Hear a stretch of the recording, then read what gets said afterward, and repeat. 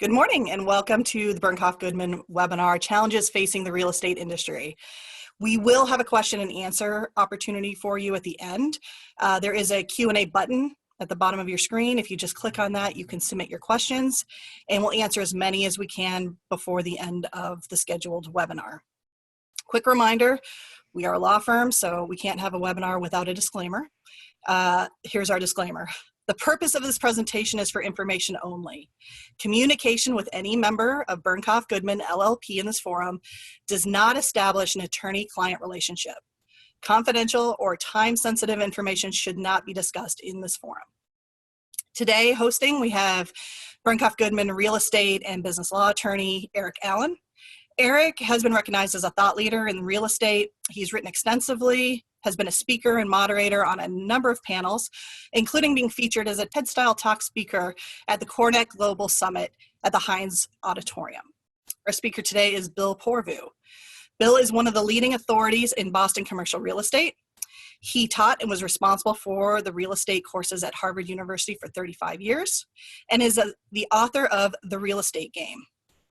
Bill is the co-founder and for many years chaired the Baupost Group, which is an investment firm. He is currently a member of the Baupost Group Board of Advisors.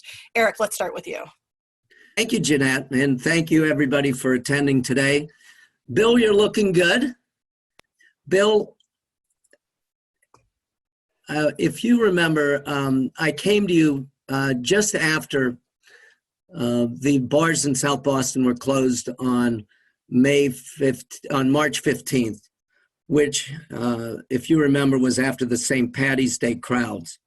And before the governor's order shutting brick and mortar businesses in Boston. And I came to you because I wanted your perspective to assist me in relation to an international client I was advising.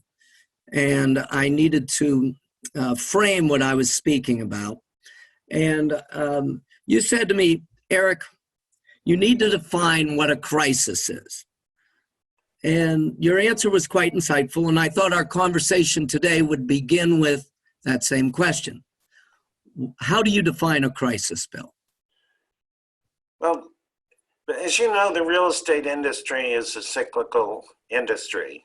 I've always told people it's an industry with 10-year cycles and 5-year memories. And so we're used to disasters of a sort, but a crisis goes beyond the usual disaster level. What happens in a crisis is you really don't have a roadmap for taking care of it. There's no history that you can use. And this is the sort of thing that I think we have today, where we, in essence, have 3 crises put together, which are pretty unusual. One is the health crisis, 2, an employment economic crisis, and 3rd, a political crisis. And I think what has happened is there's no real roadmap to how to go ahead with this, and it creates a tremendous amount of uncertainty. And as a result, today, given this uncertainty, it's very difficult to come up with precise answers or recommendations. All I can do is really present the issues and see where I think the pressure points are. So let's deal with the crisis. And how do you want to approach it, Eric?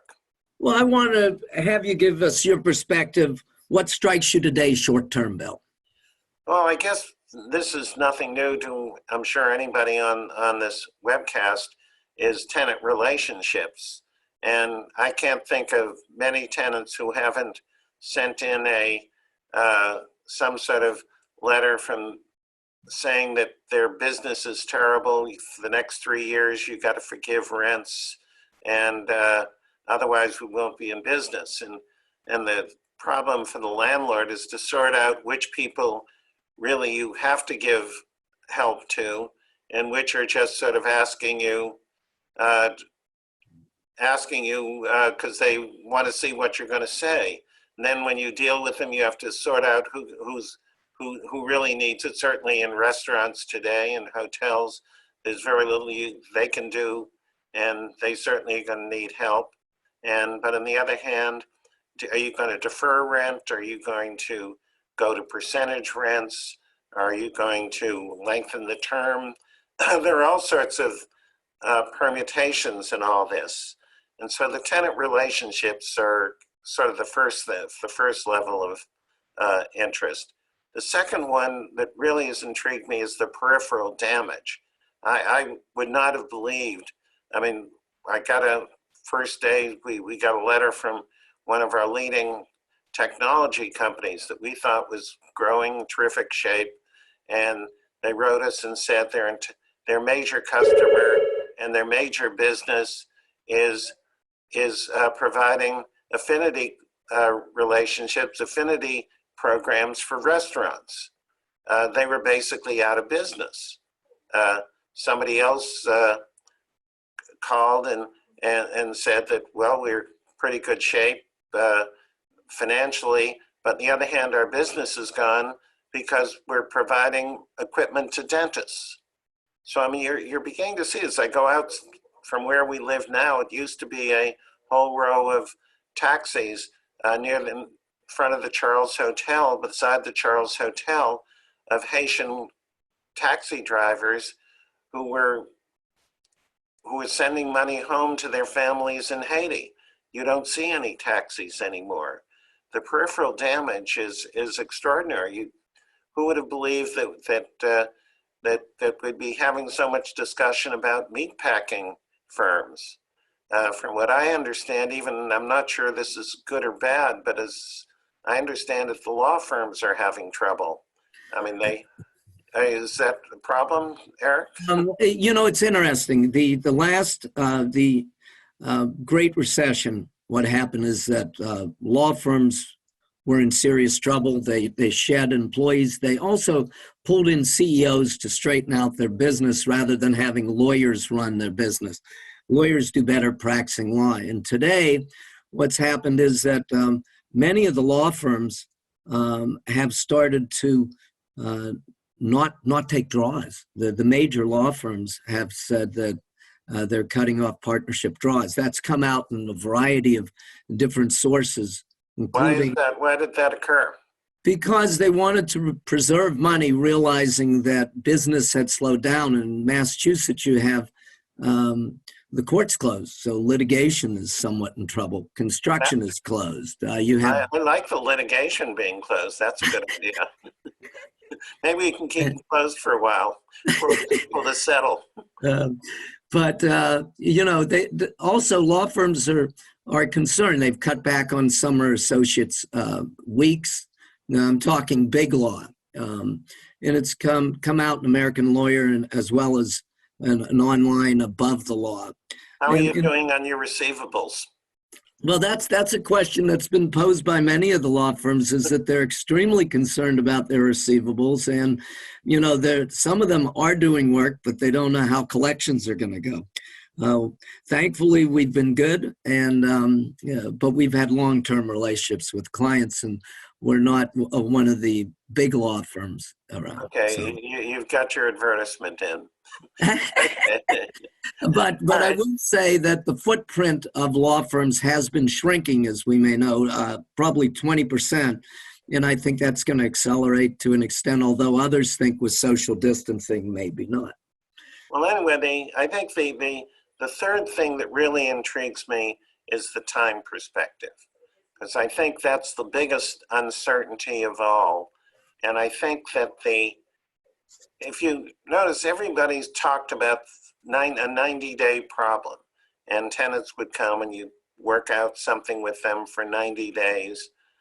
But on the other hand, I don't think this is a 90-day problem. I don't think July 1st, as much as people would like to get back to work, I think the health risks of all this are quite damaging in the longer run. And what I'm afraid of is that the 90-day bit, everybody has negotiated a 90-day solution, and what happens at the end of 90 days? And I think that this is compounded by the nature of the federal stimulus. The $600 a week extra benefit for unemployment expires July 31st. Secondly, the $1,200 that everybody gets sent is probably going to get spent by then. These small business loans are basically to keep people employed. I'm not quite sure why a restaurant would want to employ somebody if they can't open. But on the other hand, this is presenting short-term money for most of these businesses. So what happens comes the summer and the fall, and the liquidity crisis that's going to occur for a lot of companies worries me. I don't know how the banks are going to handle the fact right now they can sort of say, well, I've deferred things for 90 days. But if it turns out it's going to be 6 months to a year, will they have to start taking reserves on their balance sheets? In other words, there's an awful lot of things that go on because of the time perspectives that I think people are underestimating.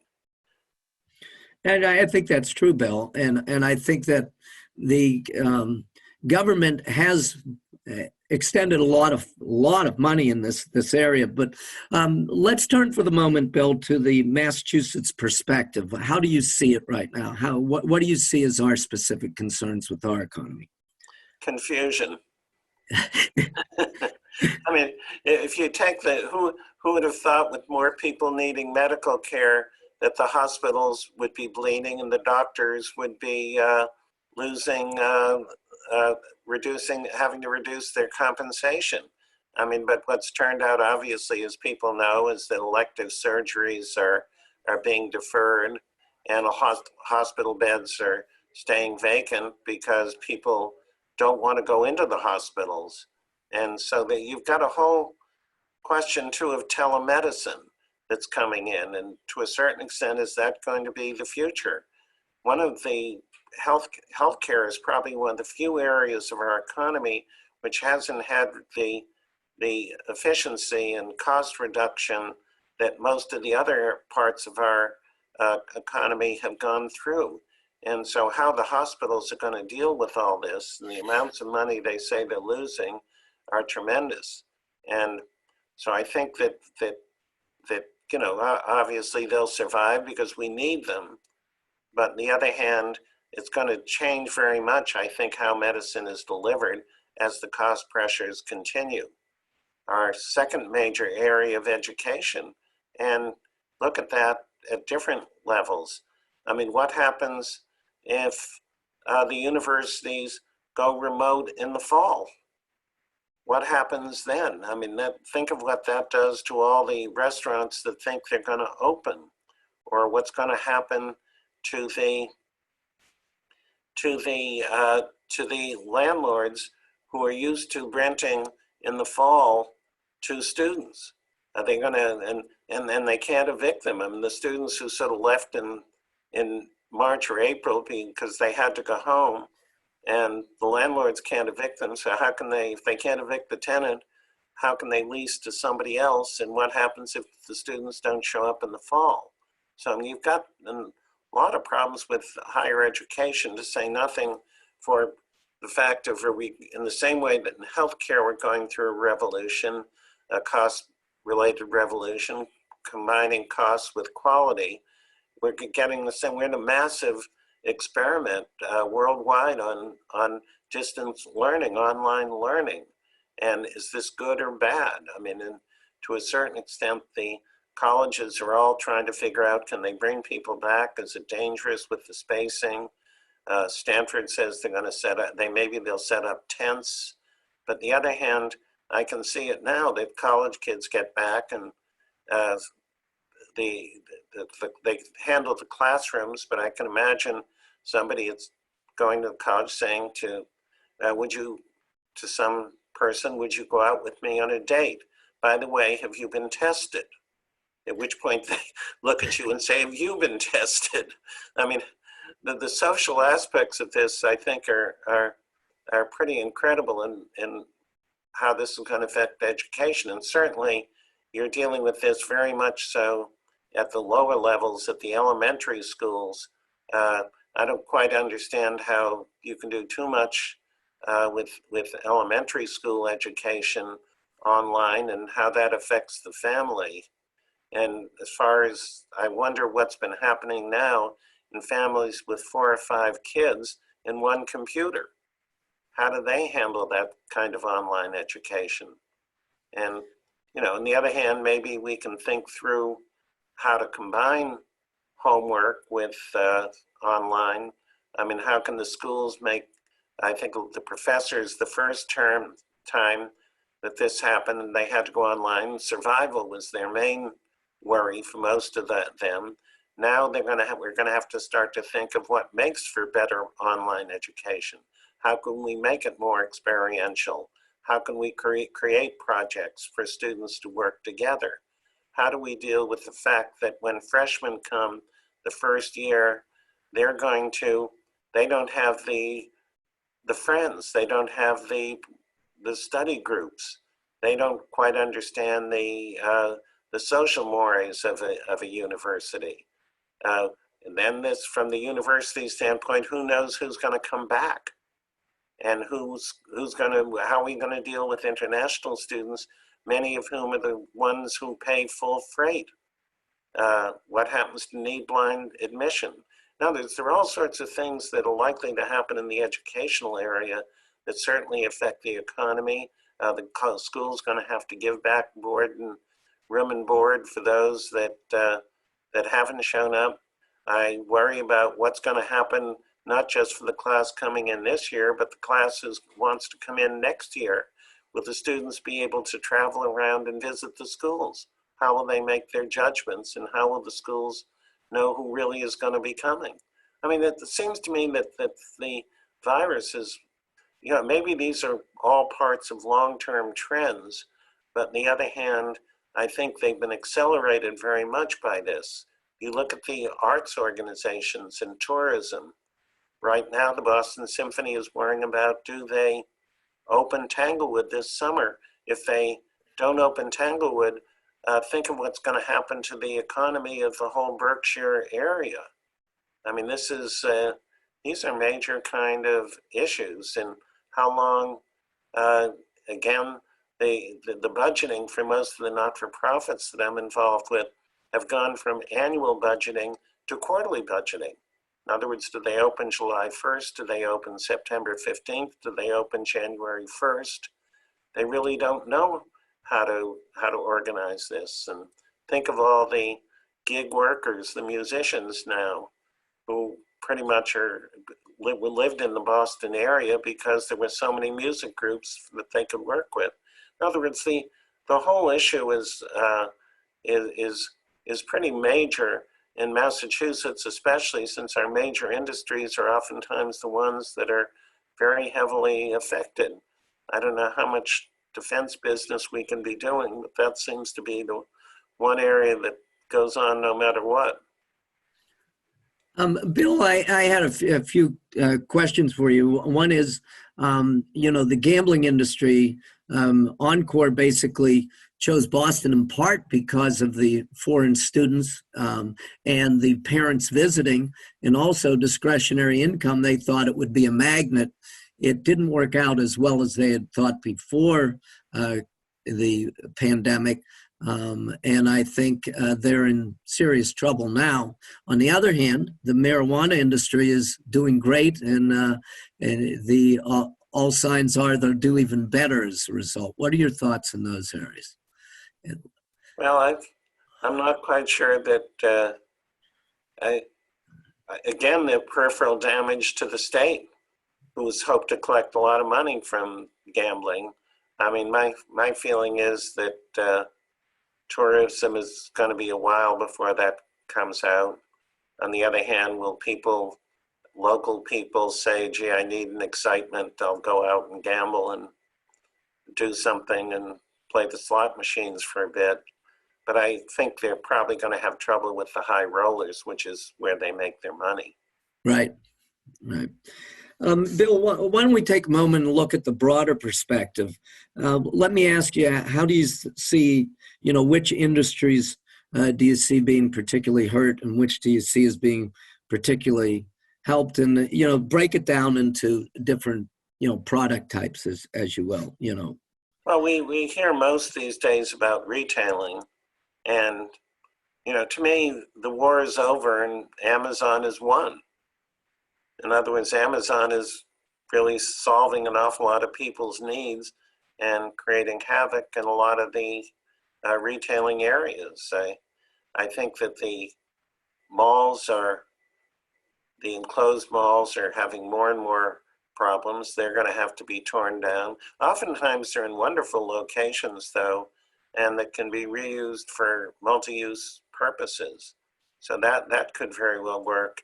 I think one of the other things that people don't focus on as much is the nature, the importance of the brands themselves. The brands used to, besides, most of them have moved to a certain extent online, but a lot of them had stores, sort of boutiques within the department stores. And as the department stores fade out, where are they going to show their goods in person? And oftentimes the downtown rents are pretty high. Will the off-price centers start to do better? Certainly they'll do better in the short run because there's an awful lot of merchandise that's going to have to be unloaded. And you don't necessarily want to do it in the fall when you're introducing your new line downtown. So that could sort of work. But to a certain extent, what you've seen is the biggies getting bigger, the Walmarts, the Amazons taking this over.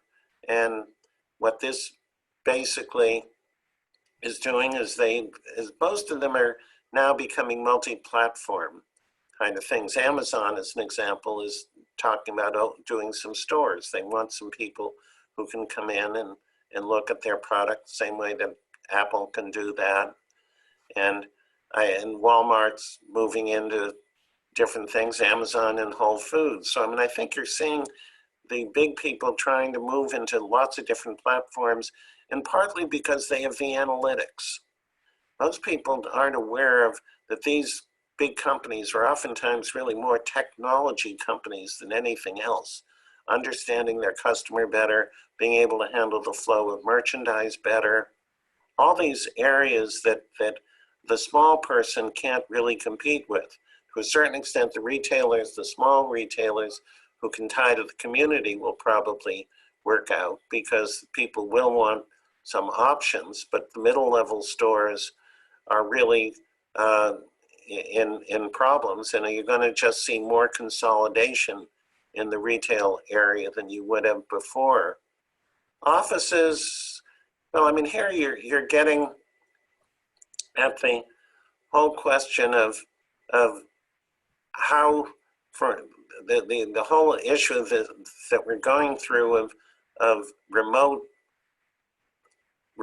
meetings and working at home we're not quite sure how that's going to play out. Are people going to really do a mix of it? Now, so you're going to work at home for a few hours and then come in the office so you can avoid the traffic.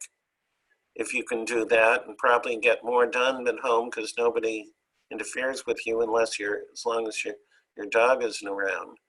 And so I think that we're in sort of uncharted territory again. And companies are going to look for flexibility. They see what's going on and they want to figure out how they can minimize being stuck with long-term leases. So landlords are going to have to get hit with shorter-term leases, and how we're going to handle the spacing, whatever it is. From a real estate standpoint, we've all gone from the fact that the tenants used to like a lot of offices. Now they say we don't want offices, we want an open space. Now are they going to go back and tell us we want offices again? This creates a problem for real estate, and that the tenant improvements become more and more of a problem. And if your tenant is going to be the dominant person in all this, so you're seeing a lot of issues going on, and and in the workplace, are people going to look more at healthy workplaces?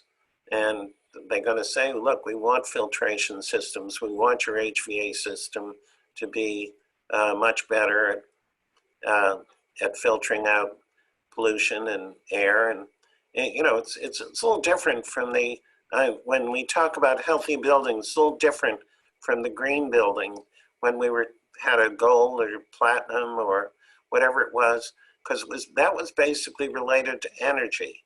And we could measure the savings in energy. And the landlord could then go to the tenant and say, you're going to get X dollars of savings.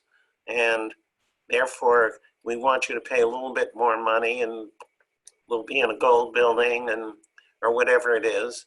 And that was working out. But it's awfully tough to measure productivity. Some people try to do it and say that a happy workforce is better and a more productive workforce.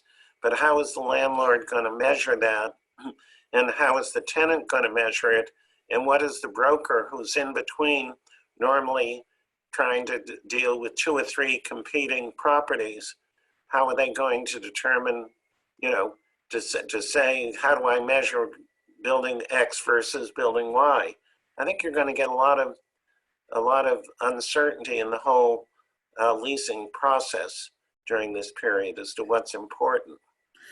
Bill, in relation to COVID-19, I mean, we are social beings, but COVID-19 makes us antisocial, and that's antithetical to co-working. And, WeWork was the largest tenant, maybe still is in New York. It's maybe the second largest tenant in Massachusetts. The co-working industry in general, I think, is going to take a big hit from this pandemic, and many of the major companies have already shut down. Wing is shut down. I believe that Convene is shut down. Industrious and Notel have laid off staff. Both of them recognize that the concept of co-working is somewhat turned on its head, and they're going to have to redesign and reconfigure things. But does the model work anymore? That is the idea that they were going to lease space for $40 and then triple the rents on a per square foot basis. What are your thoughts about co-working and flex space? I think the idea of co-working and flex space is a good one, but I think the problem was that it's something that's not necessarily long-term, and it's subject to a lot of cycles. And it's very difficult for a company like WeWorks, which can do very well when times are really good. Now they're finding that it's just as easy for a lot of these people who were there to work from home, or they're not traveling, so that you don't need a lot of traveling salesperson offices. And I think that you're, and from a landlord perspective, I mean, I was offered WeWork in one of my buildings, and I didn't take them specifically because the design is a whole bunch of rabbit warrens. And I couldn't figure out what would be good for, except maybe a dentist's office if they ever left.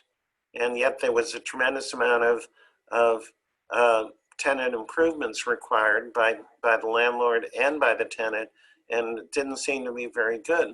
Secondly, there's no problem with people in a big building, landlords, saying, look, I'm just going to take a half a floor, 1 floor, and turn it into a co-working space myself. Some of the venture capitalists are saying, why should we be paying rent for all these startups in somebody else's space? Why don't I just create some space for the startups to work next to me, and where I can be of help to them? So, I mean, in other words, the co-working idea is a good one. I'm just not sure the WeWork model was the one to be successful. Right, and Tishman Speyer and Boston Properties have done what you said, Boston Properties with Flex, and taken a little bit of their space to do it themselves. And also so that they can, some of those are going to be winners and take bigger space. So it's a good bet on their end to take control early of that market. I agree with you. But there's another issue too, and that's underwriting. A lender taking a look at, how to finance a building, how much are they going to be willing to do it with X amount of space, and what is the X is the question for co-working. That's the question. If for someone like Boston Properties, if it's 5% of their space in a building, it's not a big deal. Right. And you can oftentimes use that flex space for companies that just, now the GE took a lot of flex space when they first came here before they built their buildings, if they ever do. But the issue was that while building was being, improvements were being done on another floor. Right. Bill, let's shift. Take a look at the issue of workers and income inequality, which has been highlighted greatly by COVID-19. You know, it's had a substantial impact, disproportionate to population, minority communities. What do you see as the long-term, a broader perspective on workers and income inequality? Well, we start with the fact that more and more small firms, medium-sized and large firms are outsourcing to avoid the problem that they have today. And the first thing that's happened in a lot of the companies is they've eliminated all consultancy, they've eliminated all the gig workers because it was the easiest thing to do and they didn't have to pay healthcare. I mean, it's crazy today with healthcare costs the way they are. And if you even have an employee, if you're going to furlough that person, you still appropriately pay their healthcare costs, but that can be running $10,000 to $20,000 a person.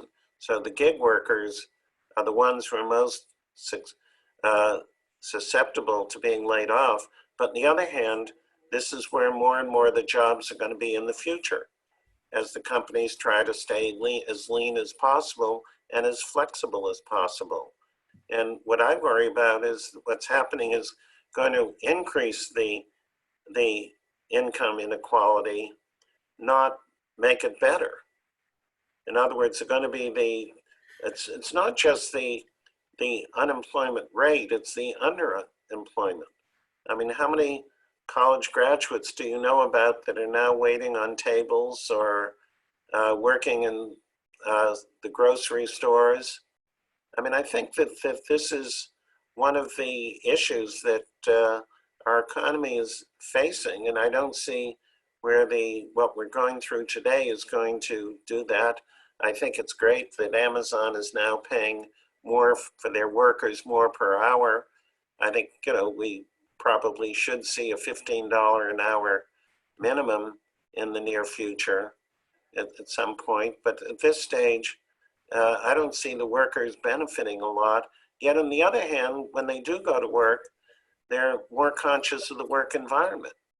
Do you see, Bill, the unions having more strength than they did in the past? We know that even before COVID-19, the teachers' unions had some victories. The workers in relation to Market Basket had a victory. Do you see unions coming back stronger? Well, I think that a lot of it depends. They're going to have to be more flexible. I think that the teachers' unions, what's going to happen if you're teaching online? How do you handle the hours like that? How do you handle layoffs? How about the sport? We talk about sports teams. I mean, the union, what do you pay the players when they're not playing? I mean, I think there's an awful lot of question going on. Is that people a lot of workers are feeling dispossessed at this time. But on the other hand, this stage, one of the sad things about the meatpacker debacle that's gone on is the unions really have not, they'd like to worry about worker safety, but it's tough for them to say that the plants shouldn't be open. It's a very complicated aspect to it. It's really part of the fact that I think you're beginning to see in the service industries more unions. You're seeing it in graduate students and things like that. Whereas in the manufacturing industries, in the past, as manufacturing has gone down, they've had less power. Bill, let me ask you about location. And I mean that in the broadest sense that, it used to be that everybody's looking to concentrate downtown, or many of the companies were. Do you think there's going to be a move to the suburbs, both by companies and also individuals in relation to the apartments and condominiums that have recently been built? What's your thought? But I'm going to go back once more to the income inequality thing. Sure. Because to a certain extent, it's the lower priced jobs that are getting laid off first. Yes. Janitors, I mean, I suppose there are workers in the warehouses at Amazon and in the grocery stores, but it's oftentimes the lower priced people who are first out. And we have a terrible problem in the sense that a lot of these people are immigrants, or documented or undocumented, who don't qualify for social benefits, social service benefits, unemployment. And so it's again one of the questions of income inequality, whereas many of the knowledge industries or people are still able to work, and you seem to feel that in the long run you'll be able to bill more hours. So I think that's right. But yeah. And also you have the issue of healthcare. You know, without people having healthcare, many of them were worried just to go to a doctor would cost them money, even if they had COVID-19. And so many are worried, you know, that they're going to be stuck with a bill they can't afford, or it touches on another issue which we haven't discussed, and that's immigration. But let's start with location, then well, actually, immigration I think does follow on this, because to a certain, especially in Massachusetts, in many of the industries, whether it's education and healthcare and science startups, we're really dependent on immigration, and the country as a whole was dependent upon immigration to be fulfilling a lot of the jobs that most Americans don't want to do. And so without that immigration, our economy won't be as productive. And secondly, with lower birth rates in our country, part of the aspects of a growing economy is increased people to spend money. And if we start limiting immigration, which has been one of the major reasons why the country has grown in the last several years, it's certainly going to affect our overall economy on that. And you know, and also all these people have places to live. If you've got 8-9 million immigrants, documented and undocumented immigrants, this is a large number of housing units, residences that they occupy, and money that they spend. So I mean, one of the questions too that you're getting at is location. Oftentimes these immigrants moved into a lot of the, not so much down the South End in Boston, but moved to Lawrence, Lowell, and turned out that these cities were rejuvenated by a lot of these workers. And so, but your city's issue versus the suburbs, to a certain extent, this gets really into the whole issue that we've been trying for years to get people to work together, to be together, because it's a more efficient from the standpoint they should take mass transit to the central city. But one of the things that I think has happened out of this is people are saying, hey, enough of this mass transit bit, I better have my own car, and I ought to be able to drive to work, and I'm going to need a place to park. Whereas before, the big Prudential Boston Properties was trying to figure out what are they going to do with all their garages when we get to self-driving cars.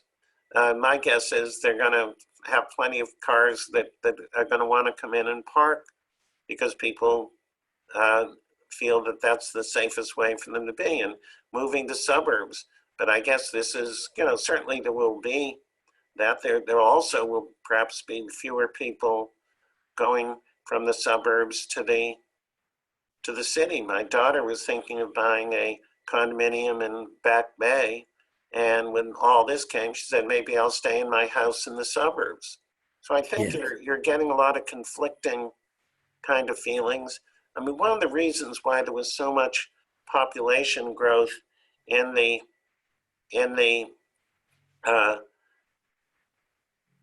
cities was people were marrying later. It was a demographic issue. in the sense that many of us were married in our early 20s. They're getting married in their mid-30s. And as a result, where do they want to live during that 10, 15 years? They want to live with don't want to live with their parents. They want to live downtown with this more action. And as you've got an aging population, will they start to want to move to the suburbs as they have more than one kid?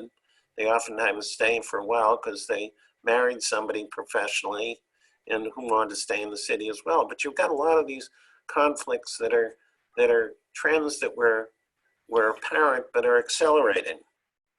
What do you think, Bill, about state government, federal government? We're a federalist system in relation to this crisis. Whose role is what, and how do you see What I really worry about is the economics, and what's happening is with the tax revenues going down, and their social obligations, social service obligations, and health obligations going up, and that's why it terribly bothers me that most of these programs are designed for 3 months, when in reality we may need them for a year, and who's going to take care of that? And we just spent several $1 trillion to protect the first 3 or 4 months of this pandemic. What's going to happen if it's a year? And then what bothers me even longer term, if they're spending this kind of money and building up this kind of deficit, what happens when this is over in 3 years and somebody comes up with a new program and the state and federal government says we can't afford it? We've already borrowed our limits. And so I think you've got, and also we've obviously got the political issues, and as the federal government tries to pass the buck down to the states so that nobody can blame them, the states are now starting to work together. And when that'll continue in the future, who knows? But certainly regional planning and regional decision making would be a good kind of thing to happen. And and so I think that you've got a lot of rethinking that's going to have to be done at both the state and the federal level from a revenue standpoint and expense standpoint. Bill, I know that it's about 20 to 10, and I wanted to make sure we left time for questions, which was very important when we discussed this, but I thought it may be time to have you focus a little bit on the real estate industry in particular, and I wanted you to take some time on that. Well, I think we talked before about tenant power and design and construction. I think from a construction standpoint, the next few months, the contractors are going to have their way and prices are likely to be going up. But on the other hand, longer term, there'll be fewer projects started and prices will start to get more competitive then. But I think the main thing that's affecting real estate is with the uncertainty, nobody knows what the cap rates should be. The cap rates have basically doubled from an owner's standpoint just because we're dealing with 3% interest, not 6% interest. And there haven't been other places. People don't want to put their money in bonds, so they've been willing to put their money in real estate, and leveraging is worked that the landlords can pay for the higher costs of tenant improvements because they're borrowing at a lower cost. And I certainly can't predict interest rates, but I really can't believe that interest rates are going to stay at 1-2% for that many years longer. And when that happens, so how do you do your 10-year projections? Right now, if you're a REIT or you're running a real estate fund, how do you think about valuations? Because really, every 6 months, a year, you have to revalue your property. So I think there's going to be a lot of uncertainty in this. There's a lot of money around, and a lot of people are saying, I'm going to go in and buy all the distressed properties. How this is going to happen. There will be some, but there will be, to a certain extent, there'll be a lot of properties that probably shouldn't be resurrected and that should be done. So I think we're in for a time of confusion, and with confusion comes opportunity. Right. Bill, any final thoughts that you have before we open it up to questions? Well, I think the main points that I've been trying to make are time frame is crucial at this point, uncertainty that comes with that uncertain time frame. But we haven't talked much about leadership, which I think is crucial to taking us out of whatever problems that we've got and moving in a new direction. And I don't know, have you ever remember the song Dry Bones, Dry Bones? Yes. Most people aren't aware that comes from. That comes from Ezekiel 37 in the Bible, in the Old Testament, where basically God brings Ezekiel down to this valley where there's a whole bunch of dry bones. And Ezekiel's looking at the dry bones and saying, what the hell's going on? And God says, I'm going to take these dry bones and I'm going to connect them. And they're going to grow and they're going to be people. And they're going to grow into nations. And I'm going to take two nations and make them into one. Now, I don't know whether we can count on God to do this, but to a certain extent, leadership is what's important to bring us out of this. And I think we're all worried about this at this time and why the next 6-8 months can be pretty important to what goes on a year or two from now. Bill, thank you so much for this interview and the opportunity to share your insights. And I thought, Jeanette, I would turn it back to you to present some questions to Bill. Sure. And just a reminder, there is a Q&A button at the bottom of your screen. So if you want to ask a question, click on that, type it in, and we will do our best to get to all the questions that have been asked. There are quite a few. One thing I wanted to mention is that Bill mentioned that if you want to stay beyond 10 and there's additional questions, he's willing to answer them. Thank you, Bill, for that. Sure. Yes, thank you. First question, what approach do you believe landlords take with restaurants in the short term and the long term as it pertains to their current lease obligations? I think you really have no choice but to accommodate them.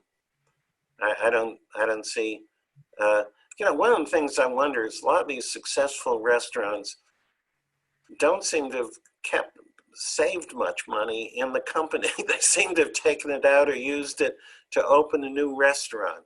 So a lot of these restaurants don't have much liquidity. And whether it's their fault or not, as a landlord, who are you going to rent to if you, first of all, I don't think in Massachusetts you can evict them. And even if you could, who are you going to find to rent with them? So you're better off working with them and hope. A lot of the restaurants are probably going to close because there's not going to be that much demand over the next year or two. I think it's crazy that evidently they've got some sort of regulation. You can't have more than 25% of the seats that you had before. And who can run a restaurant if they can only have 25% of the seats? I mean, I think we're in for a tough time, and I hope none of my restaurant tenants are listening, but I think I've got to accommodate them pretty much. This one is from Bob Doherty from Boston Development Group. He actually has two questions. First, what is your take on capital markets and asset class preferences? I think he'd probably know the answer to that better than I would. I think that the capital markets are trying to figure out what's happening. I worry about the banks and the lenders that have given 90-day deferrals of interest rate. At what point are the capital markets going to have to say that, hey, we're going to have to do this for 6 months or a year, so I'm going to have to write them down. So I think that you're going to, except for the really best properties, you're going to have trouble getting financing. And if so, the leveraging is going to be less. I worry to a certain extent whether there's been a lot of money that has gone into upscale condos, and I think we may have been overbuilding. That's certainly in a place like New York City, it's certainly true. So I think you have to figure out where there's going to be overbuilding and where there's going to be, the tenants are going to be cutting back. Bill, did you see biotech and life sciences being strong still? Well, I think they're going to be strong. The question I don't know is how much biotech can we have? At what point do do we have too much biotech space right Well, now? that's actually, it leads into his second question. Do you think money will flow into life sciences disproportionate versus others more impaired classes such as retail, hotel, et cetera? Well, I think that's right now the end thing, but I think the question is oftentimes who are the tenants? Are they startup tenants, or are they, when you get some of these big international pharma companies, you're perfectly there. The money is going to be going there, whether it's going to be all sorts of startups, because part of the problem with startups is they need continuous money and second, third, and fourth round money. On the other hand, where else are you going to lease if you have property in Kendall Square? I think certainly tech companies are, although there's likely to be more regulation of the big tech companies. That's one of the things we didn't get into, but this is, to me, one of the big issues at the federal level. The landlords in Kendall Square prior to COVID-19 weren't worried about the sublease market because rents were always rising. So they didn't care if there was 30% were going to fail. Next question, Jeanette. From James Halpus. How do you think this will impact the urban core and suburban office demand? Do you think there will be a short-term push to the burbs, or do you think it will be a long-time paradigm shift? Well, I think a lot of it depends on what the burbs are doing. I think that the burbs that provide a lot of amenities and multi-use kind of domains will do much better than the ones. See, the other issue that you've got is with all these gig workers, a lot of them are finding that they can move out even further, that they can operate from Maine as well as they can as they can in Boston. And so I think you're likely to see some of the smaller communities establishing their own identities. From Brian, a two-sided real estate question. A, deals that would normally attract cash real estate private equity funds or institutional investors are mostly sitting idle right now. The pressure will ultimately mount to deploy this capital. Where will investors look for opportunity, given where valuations were, and where they might be as this crisis develops? And the second one is distressed assets is almost an inevitable consequence of this crisis. In Bill's mind, where does this manifest first and most? I think lenders are going to be more interested in existing buildings that are well leased and that don't have a tremendous retail component or a WeWork kind of component. I think the people that are going to have the most trouble are going to be the new development projects where unless they're pre-leased. I don't think lenders are going to be willing to take too much of a chance on a building that they figure you're going to lease up later. So I think that the existing properties will do the best. And was there a second part to the question? The second part was distressed assets is almost an inevitable consequence of this crisis. In Bill's mind, where does this manifest first and most? Hope springs eternal. All the people I know with money are sitting around waiting for it to happen, but I think there's an awful lot of people sitting around and waiting. And the question really will become is to which distressed assets really are just have a short-term problem because the landlord over-leveraged and therefore couldn't sit. It really leads to the issue of cash is king, and too many of the property owners didn't set aside the amount of money they really should have set aside for tenant improvements. Too often the REITs had to pay out the money, or a lot of the real estate partnerships committed to distributions, and really they should have been preserving a lot more money for times like this, and they're the ones that are getting in trouble, and oftentimes they are good properties, and maybe you can work out deals with them. Bill, how do you see the landlord's role taking shape over the next 12 months with successful pre-COVID tenants? What are the long-term solutions you envision? Well, my guess is it's going to be dominated as much by the tenant's needs. In other words, if the tenant decides that they're going to cut back the space, it's awfully tough to say no when the lease renewal comes up. I think that it's going to be much more of a tenant's market. Landlords are going to have to respond to it. And this is, I guess, there'll be more movement. I think this is probably good for the real estate brokers because there'll be more transactions, lease transactions, and maybe Eric can make back some of his hours negotiating some leases. The sublease market's going to be big. I can only say it's supposed to be exploding, and maybe double what previously had been as a result of COVID-19. Yeah, and I think the landlords who are best will work very much with the tenants, because what they're really hoping is that if they could work with a tenant who may have 2 or 3 years left on a lease and they want to sublease half their space, if you can make a longer lease for your tenant, the tenant who's there now, for half the space, and work with them to be able to give a 5-year lease to a new tenant for the other half. I mean, that's where the collaboration can make most sense. This question is from James Topper. Where do you see vacancy rates downtown, office or retail? I'm not even going to pretend to answer that one.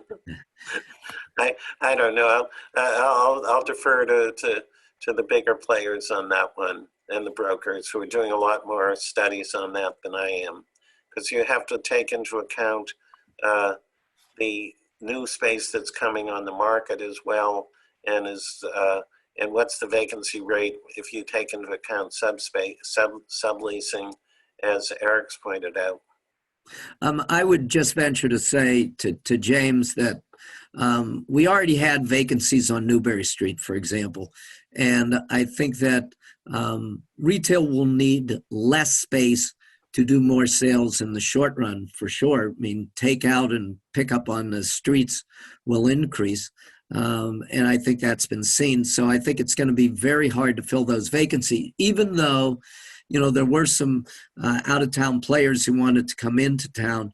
Until we have a vaccine, I think that retail is going to be in trouble, and we'll see a lot of vacancies. Yeah, because your tourism is going to be off for quite a while, and that's certainly a factor. Yeah, the office space, James, that's a more difficult question. Does it go that because of COVID-19, we need more space between people, and the whole nature of an office, as Bill had mentioned earlier, will change? Or will companies, I think 69% of CoreNet respondents who were executives said they don't need the space they have, they're going to shrink their footprint. So which will control? I would guess the latter. I do think the footprint over time will shrink as people learn that they can work remotely from home effectively. I spoke to several account executives who said that they will next lease less space. But also, I think that the vacancy rates in the next 12 months will be artificial because the tenants haven't yet they're on existing leases, and they haven't yet made the decision as to what they're going to do longer term, or what they're going to do upon lease expiration. So I think it's going to be a while before that one plays itself out. Another question from James. Thoughts on current developments, Millennium, South Station, Flower Exchange, and who's going to join State Street at the Government Center Garage? Good questions. I think that what oftentimes happens with these newer buildings is that people will upgrade to them from existing buildings. I'm not sure it's going to come as much from expansion as has occurred in the Seaport area, where there's been so much expansion of biotech companies. And I'm not sure that that's going to continue. On the other hand, will somebody move from the old State Street building to South Station because it's a little bit more convenient? And one of the big problems that the developers are going to have, can they still maintain low interest rates? because that's one of the reasons they've been able to justify the rents.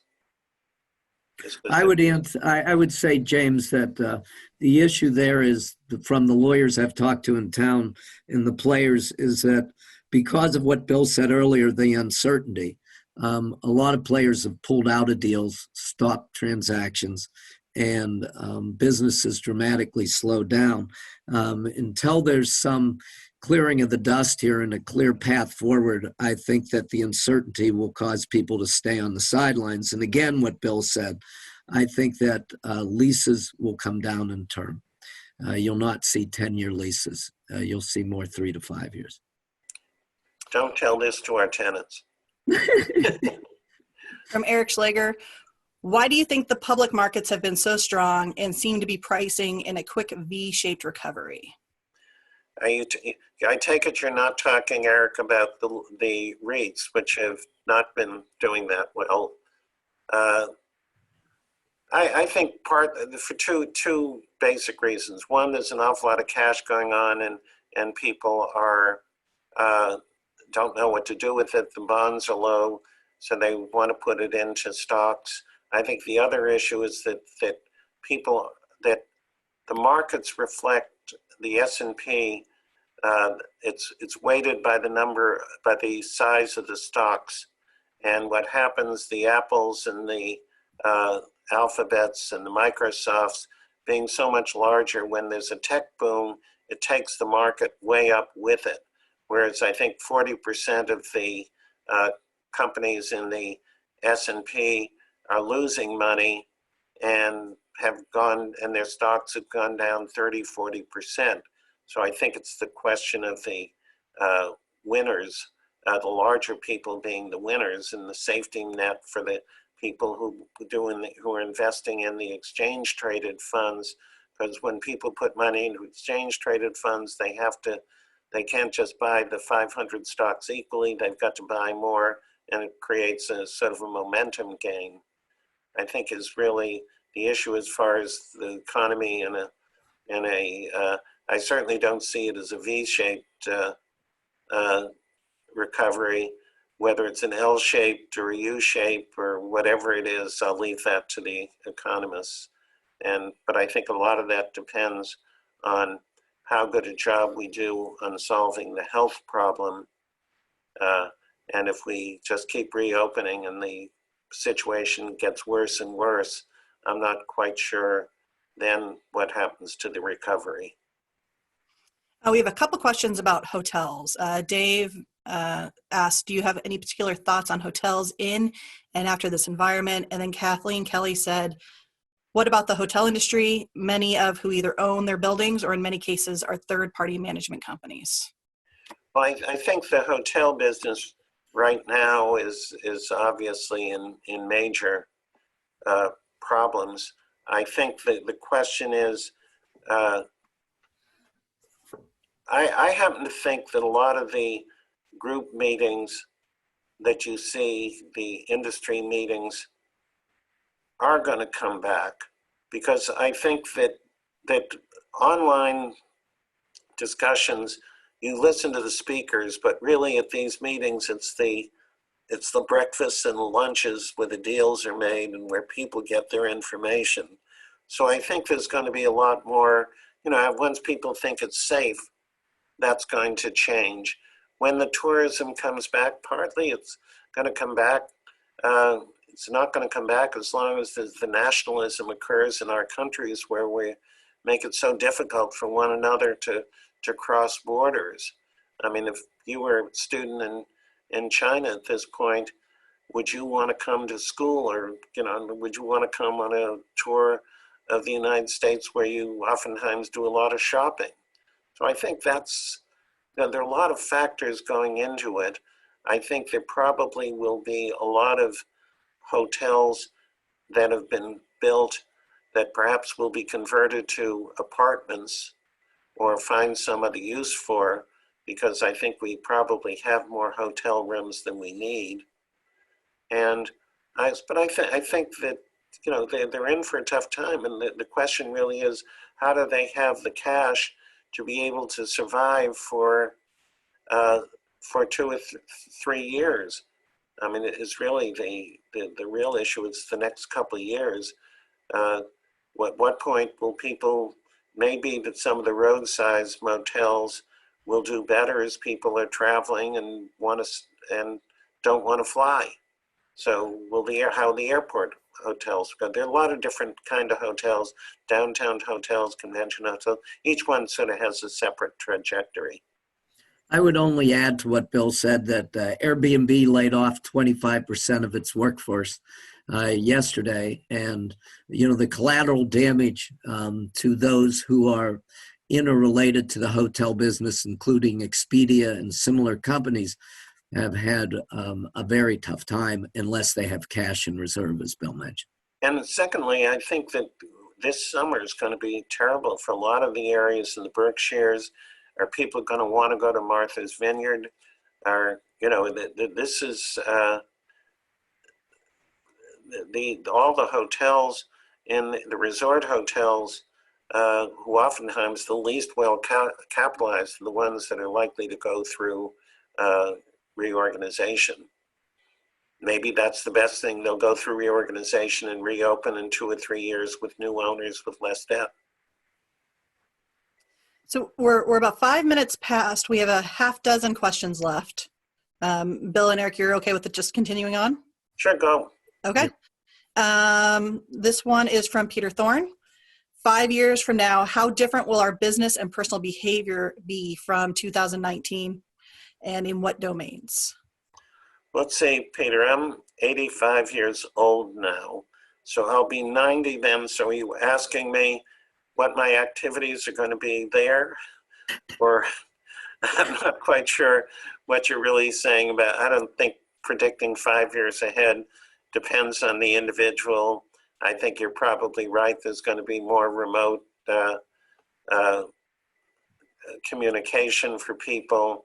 I still think people are going to be driving. I think people are going to want space.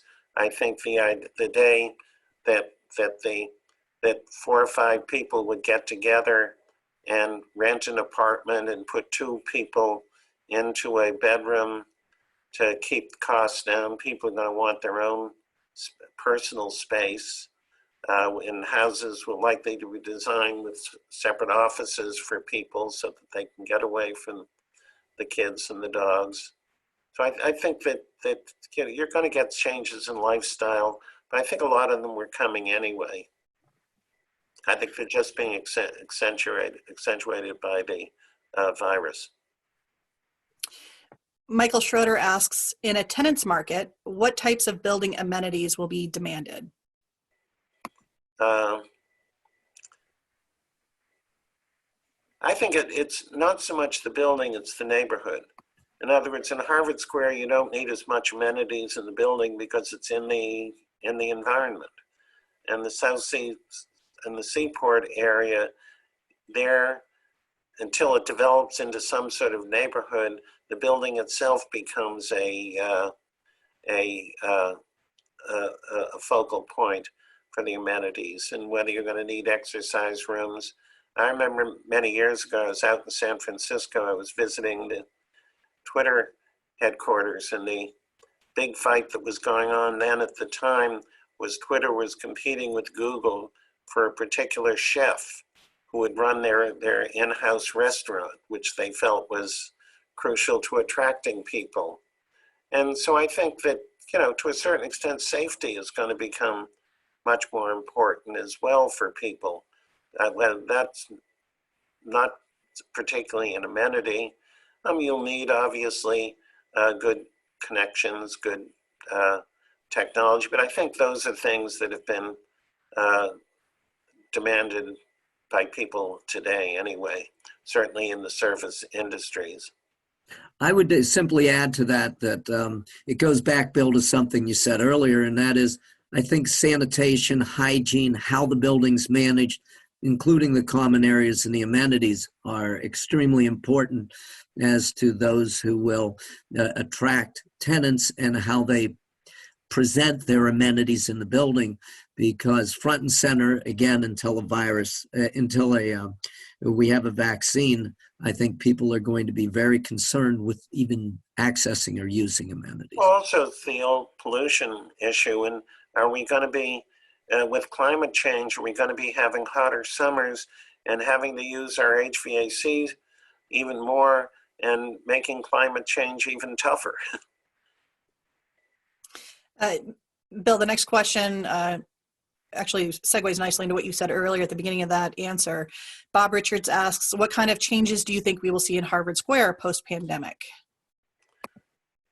Well, I think it partly depends on two things. One, when does Harvard reopen? Secondly, I think that one of the misnomers is the term Harvard Square. What used to be a 8-block roughly area centered around the subway has now moved out. A lot of the stores have moved out Mass Avenue in both directions toward Central Square, toward Porter Square, which is where a lot of your smaller stores that people hoped would be in Harvard Square have now moved out because of cheaper rents. I think Harvard Square itself is pricing itself out of the market, and I think there's going to have to be some readjustments there.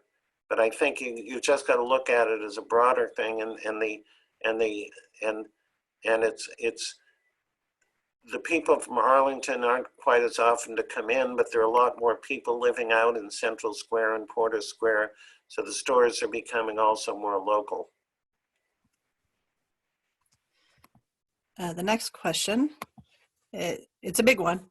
What's wrong with the current federal support PPP loans, and what should be done differently? I think we could probably do an entire webinar on that. I would say what I worry about is obviously, first of all, I wouldn't have allowed, I thought the $10 million limit would have been a lot better if they did it at $5 million, because that would have, or $2 million, because that would have really benefited more the smaller people. I think the way it works now is it was designed as an employment thing, but there are a tremendous number of the people who've been hurt who really, restaurants, things like that, who hiring back more people doesn't really help you if you can't open your business. And so I think it sort of, again, provided some short-term cash. And what I worry about is that that gets used up in 3 or 4 months. What happens then next? You did touch on this a little bit earlier. Bob Richards asked, Bill, how do you think the life science industry in Massachusetts will fare through this pandemic? I would say if I really wanted to find out about that, I'd ask Bob Richards. And the final question is just, how do you see the landlord's role taking shape over the next 12 months? What are long-term solutions that you envision? Well, is 12 months the long term? I mean, I think the next 12 months we're in sort of survival areas, and we're having to sort of reinvent the wheel as we're going along. Longer term, look, in good areas, in good locations. I always tell people about Harvard Square.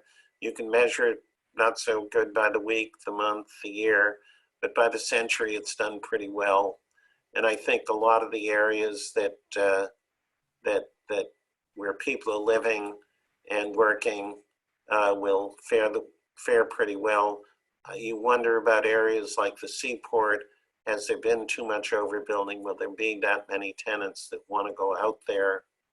So it's going to be a mixed bag, and that's what makes real estate fascinating, is to be able to figure out where you think the opportunity is and where you think you might have a personal advantage in either what you can think about of what you can do, or what you think that you can finance, or an area that you think is changing. I always told people that if they want to make money in real estate, the surest bet I know is to follow the artists.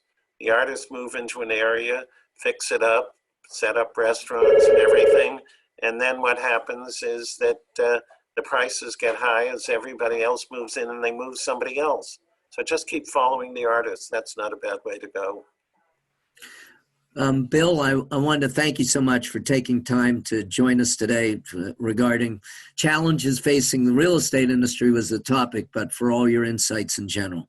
Much appreciated. Thank you.